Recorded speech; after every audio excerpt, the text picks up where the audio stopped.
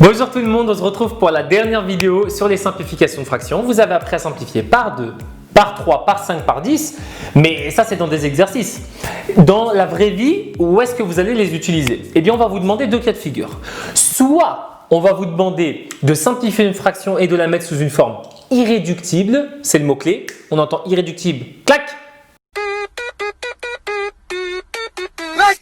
Il faut l'utiliser. Soit vous allez faire des calculs sur les fractions et le résultat, on va vous demander de le simplifier le maximum possible, le plus possible, donc de le mettre aussi sous la forme d'une fraction irréductible. Et vous allez devoir faire ce qu'on va faire tout de suite. Donc je vous montre maintenant à quoi ça ressemble. On a 60 sur 300.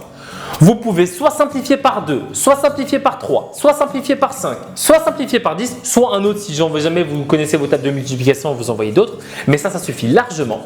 C'est parti, 60 c'est dans la table de quoi? Alors mon conseil, c'est de simplifier par le nombre le plus grand possible. Toujours, on regarde d'abord par 10, ensuite par 5, ensuite par 3, ensuite par 2. Donc 60, est-ce qu'il est dans la table de 10? Oui! Maintenant, il faut savoir si 300 aussi est dans la table de 10. Eh bien, il s'avère que 300 aussi puisqu'il se termine par 0. Je peux donc simplifier 60 et 300 par 10. On utilise la Big Sums technique. Ça veut dire qu'on barre un 0 en haut, on barre un 0 en bas. Au numérateur, en haut, il reste quoi? Il reste 6. Au dénominateur, il reste 30. Donc là, d'habitude, on s'arrêtait là. Mais ça se simplifie encore. Est-ce que ça se simplifie par 10? Non. Est-ce que ça se simplifie par 5? Non, parce qu'il faut que ça se termine par 0,5. En haut, ça ne se termine pas par 0,5. Est-ce que ça ne se simplifierait pas par 3? Oui, parce que 6 c'est dans la table de 3. 30, 3 plus 0, 3. Est-ce que 3 est dans la table de 3? Oui, donc 30 est aussi dans la table de 3. Donc ça simplifie par 3. Mais on sait aussi que 30 est dans la table de 3. Donc ça se simplifie par 3. 6 c'est quoi? Donc ça veut dire qu'on peut l'écrire comme 6 c'est 3 fois 2. 30 c'est 3 fois 10. Je barre un 3 en haut, je barre un 3 en bas et il me reste 2 sur 10. Mais j'ai pas fini! Ça se simplifie encore. On regarde toujours pour simplifier du plus grand au plus petit. Est-ce que ça ne se simplifierait pas par 10? Non, parce que le numérateur n'est pas dans la table de 10.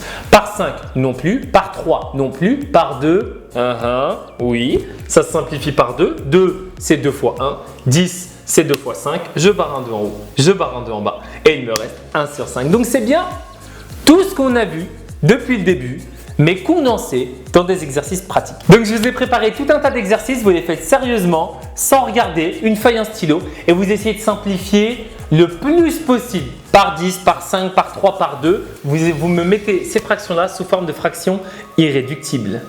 Correction des exercices. Donc 60 divisé par 15. Donc 60 est dans la table de 5. 15 est dans la table de 5, on simplifie donc par 5. 60 c'est 5 fois 12. 15 c'est 5 fois 3. Je barre un 5 en haut, je barre un 5 en 3 puisque 5 divisé par 5 ça fait 1.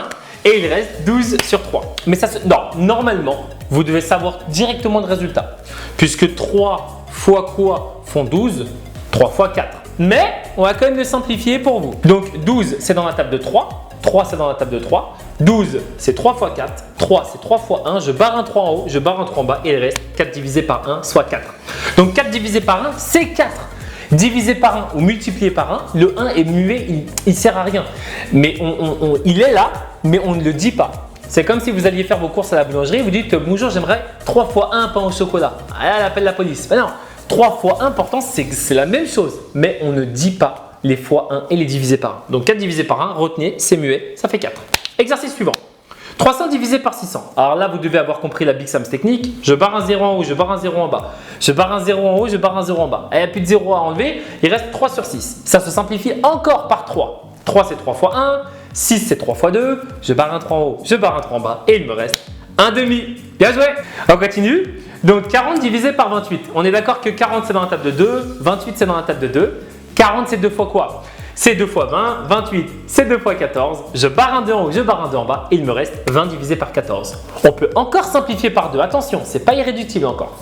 20 c'est 2 fois 10, 14 c'est 2 fois 7, je barre un 2 en haut, je barre un 2 en bas et il me reste 10 sur 7, 17e. Et donc est-ce que 17e, je peux encore le simplifier? Non. Je ne peux plus simplifier 17e, ni par 2, ni par 5, ni par aucun nombre. Donc j'ai bien mis la fraction sous forme d'une fraction irréductible. Et je continue. Donc 86 sur 94, donc c'est dans la table de 2, ça se simplifie tous les deux par 2 puisqu'ils sont pairs en haut et en bas. 86 c'est 2 fois 43, 94 c'est 2 fois 47, je barre un 2 en haut, je barre un 2 en bas et il me reste 43 sur 47. Est-ce que je peux encore simplifier? Non. Parce que je regarde mes tables, 10, 5, 3, 2, il n'y a rien en commun. On a fini. 120 divisé par 450, je barre un 0 en haut, je barre un 0 en bas, il me reste 12 sur 45. 12 sur 45, ça se simplifie encore par 3. 12, c'est 3 fois 4, 45, c'est 3 fois 15, je barre un 3 en haut, je barre un 3 en bas et il me reste 4 sur 45. Bon, 4 sur 15, pardon. 4 sur 15 et je ne peux plus simplifier. On a fini. On continue. Dernier exercice, je crois. 18 sur 42. On peut le simplifier par 3 ou par 2, comme vous voulez. Vous voyez, 18 c'est dans la table de 3, 18 c'est dans la table de 2, 42 est dans la table de 3, 42 est dans la table de 2. Donc on y va, on simplifie par 2 d'abord. Alors je vous ai dit tout à l'heure qu'on pouvait aussi simplifier par 3. Il est même préférable de simplifier par 3. Je ne sais pas pourquoi j'ai commencé par simplifier par 2. Peut-être parce que dans ma tête, je me suis dit que c'était plus simple pour vous. Je barre un 2 en haut, je barre un 2 en bas. Il reste 9 sur 21. Ça se simplifie encore par 3. Vous êtes d'accord? 9 c'est 3 fois 3, 21 c'est 3 fois 7, je barre un 3 en haut, je barre un 3 en bas et il me reste donc 3 septièmes.